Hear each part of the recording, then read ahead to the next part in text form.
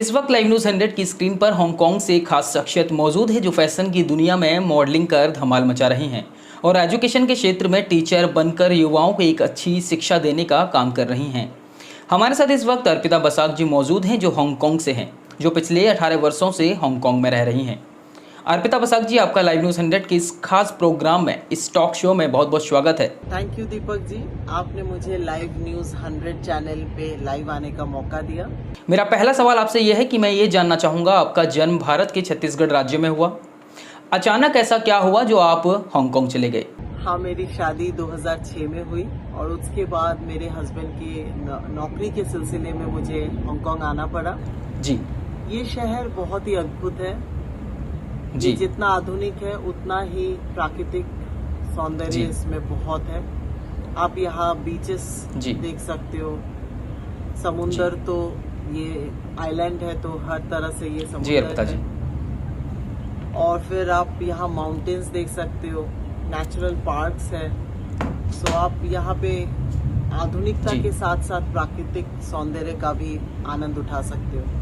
यहाँ पे देश विदेश से हर तरह के लोग रहते हैं, काम के सिलसिले में, पढ़ाई के सिलसिले में। तो ये एक अंतर्राष्ट्रीय शहर आप कह सकते। जी, मेरा दूसरा सवाल आपसे यह है कि 2019 में हांगकांग की एजुकेशन यूनिवर्सिटी से आपने अर्ली चाइल्डहुड एजुकेशन में अपना पहला पोस्ट ग्रेजुएशन डिप्लोमा पूरा किया। भारत की एजुकेशन और हांगकांग के एजुकेशन सिस्टम में क्या फ़र्क है? जी दीपक जी, एक शिक्षिका के रूप में मुझे लगता है कि दोनों देशों की शिक्षा प्रणाली काफ़ी अलग है। यहाँ बच्चों को ग्रेड 9 तक एग्ज़ाम देने की ज़रूरत नहीं पड़ती है। उनका क्लास असेसमेंट होता है और उसी के बेसिस पे उन्हें ग्रेडिंग किया जाता है। तो मेरे हिसाब से थोड़ा बच्चों पे प्रेशर कम होता है। और दूसरी बात है, यहाँ बच्चों के लिए ऑप्शंस ज़्यादा है। जैसे कि अगर आप कॉमर्स लेते हो या आर्ट्स लेते हो तो हमारे भारत देश में आपको उसी के हिसाब से सब्जेक्ट्स लेने पड़ते हैं। पर यहाँ आपका विषय आप कोई भी ले सकते हो। आप मैथ्स के साथ आप विश्व इतिहास ले सकते हो, भूगोल ले सकते हो। तो ये आप पे डिपेंड करता है आपको क्या लेना है। तो ये आपके पास ऑप्शंस काफ़ी ज़्यादा हो जाते हैं, उसके हिसाब से आप अपना चयन कर सकते हो। तो मैं ये नहीं बोलूँगी कि कोई भी प्रणाली गलत है या सही है जी, पर मेरे हिसाब से, क्योंकि हमने वहाँ पे, मैं CBSE की स्टूडेंट थी, तो मुझे लगता है कि वहाँ बच्चों पे थोड़ा ज़्यादा प्रेशर हो जाता है। यहाँ पे बच्चे फ्रीली चूज़ कर सकते हैं और एक उम्र तक थोड़ा रिलैक्स रह सकते हैं। सीखते वो हर चीज़ है, बट उनका सीखने का तरीका, पद्धति अलग है। जी, मेरा तीसरा सवाल आपसे ये है कि 2022 को मिसेस टेक दिवा और मिसेस गॉर्जियस के 2 अवार्ड हासिल किए हैं आपने, और साथ ही मलेशिया की सारा द्वारा ग्लैमर द्वारा आयोजित एक अंतर्राष्ट्रीय प्रतियोगिता में विजेता प्रथम रनर अप बनकर आपने अपना सपना पूरा किया है। आप कैसा महसूस करती हैं? ये ताज मेरे पिताजी के लिए है। मैंने 2020 सीजन 10 जी अर्पिता जी मिसेस इंडिया में पार्टिसिपेट किया था जी, और मैं फाइनलिस्ट बनी थी जी।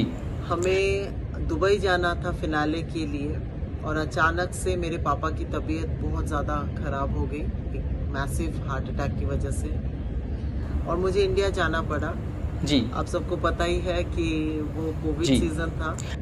तो 8 महीने मैं मेरे पापा के पास थी, मेरे बच्चे हांगकांग में ही थे, और इतनी मेहनत करने के बाद भी मैं फिनाले नहीं जा पाई, और इसका अफसोस सबसे ज़्यादा मेरे पापा को था जी। और उनकी वजह से ही मैंने फिर से नेक्स्ट ईयर ग्लैमर बाई सारा मलेशिया में पार्टिसिपेट किया और फर्स्ट रनर अप रही जी इस अंतर्राष्ट्रीय पेजेंट में। उसके साथ साथ मुझे 2 सबटाइटल मिले, Miss Glamour and Mrs Tech Diva. So Mrs Tech दिवा मेरे लिए बहुत नया था, और जी उस बोला गया प्लेटफॉर्म पे कि मेरी वजह से इस सबटाइटल को बनाया गया, तो इसीलिए ये काफ़ी खास था मेरे लिए जी। तो मैं इस चैनल के थ्रू सारा को भी थैंक यू बोलना चाहूँगी, क्योंकि उनकी वजह से मेरे पापा का भी सपना पूरा हुआ। मेरा अगला सवाल आपसे यह है कि 2023 में अरिजीत ऑफिशियल के साथ आपने एक लघु फिल्म यानी अनटोल्ड फिल्म की थी। फिल्म कैसी थी और उसमें आपका किरदार क्या था? ये कहानी एक लड़की की है जो एक सफल लेखिका बनना चाहती थी, पर किसी वजह से नहीं बन पा रही थी। तो एक दिन वो एक जी अर्पिता जी अंकल से मिलती है जी। उस अंकल ने उस पर भरोसा करके उसको पढ़ने के लिए अपना मैन्युस्क्रिप्ट दिया, और उस लड़की ने उस मैन्युस्क्रिप्ट को अपने नाम से किताब बना के छापा। इस घटना को जानते ही उसके अंकल ने जी खुदकुशी कर ली, और उसी की आत्मा उसे हॉन्ट करती रहती है क्रूज में, घर में, जहाँ पे भी ये शूटिंग हुई है। तो जी वो लड़की हमेशा उस आदमी को अपने आसपास महसूस करती है, और हमेशा वो आदमी उससे बोलता रहता है कि तूने ये क्यों किया, तूने ये क्यों किया। जी ये बहुत ही दुख भरी कहानी। मेरा अगला सवाल है आपसे कि आप दो खूबसूरत बेटियों की माँ हो, एक टीचर हो, फैशन मॉडल भी हो, घर में काम काज करती हो और फैमिली को भी समय देना होता है। आप कई गैर सरकारी एनजीओ में भी काम करती हैं और आपने पाठ्यक्रम के हिस्से में जलवायु परिवर्तन, ग्लोबल वार्मिंग, विश्व शांति, समावेशिता, नस्लवाद को ही नहीं जैसे और भी कई विषयों को लेकर आए हैं। आप इतना सब कैसे मैनेज कर पाती हैं? महिलाएं मल्टीटास्क कर सकती है, ऐसा कोई काम नहीं जो कोई महिला नहीं कर सकती।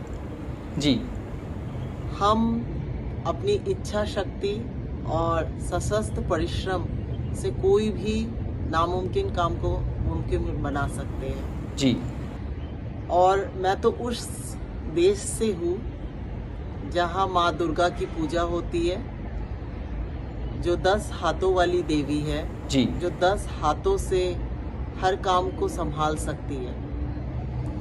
इस मामले में मैं अपने पति और बच्चों की आभारी हूँ, जिन्होंने हमेशा मेरा साथ दिया।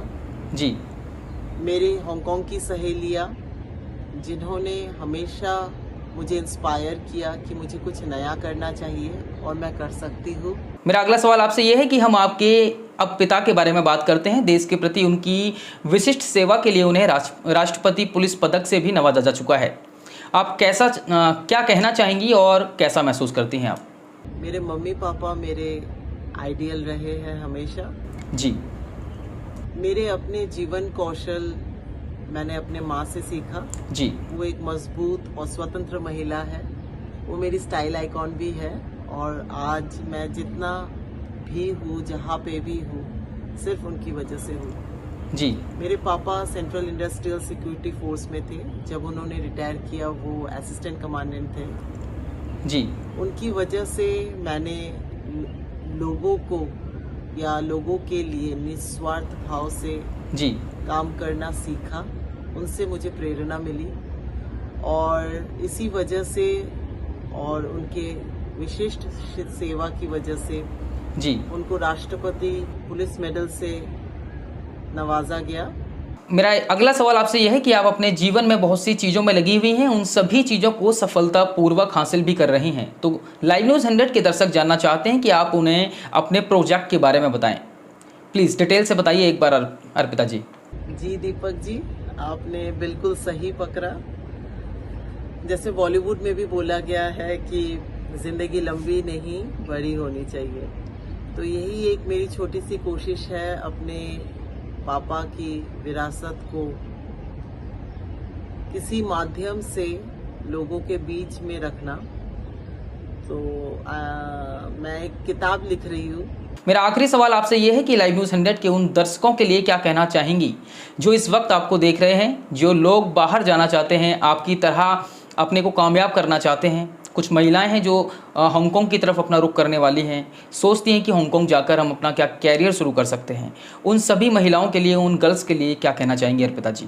जी दीपक जी, मैं सबको ये कहना चाहूंगी कि जी सफलता का मार्ग आसान नहीं होता जी और हर इंसान एक बार में सफल भी नहीं जी होता।